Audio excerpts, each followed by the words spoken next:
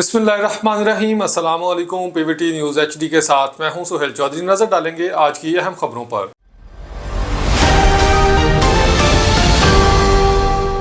कराची गाड़ी की टक्कर से मोटरसाइकिल पर सवार खातून पुल से नीचे जा गिरी। कराची से रिपोर्ट कर रहे हैं फ़खर अब्बास गाजी। कराची में बोर्ड ऑफिस पुल पर गाड़ी ने मोटरसाइकिल को टक्कर दे मारी, जिसके नतीजे में सवार खातून जाँ बहक जबकि मर्द जख्मी हो गया।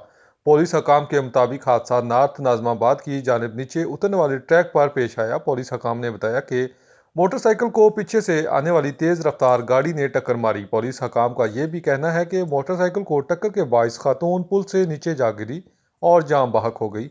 जाँ बहक होने वाली खातून की शिनाख्त तूबा उम्र तकरीबन 30 साल के नाम से हुई है, जबकि जख्मी शख्स शोएब वल्द अब्दुल मजीद बताया जा रहा है। खातून की लाश और जख्मी शख्स को अस्पताल मुंतकिल कर दिया गया।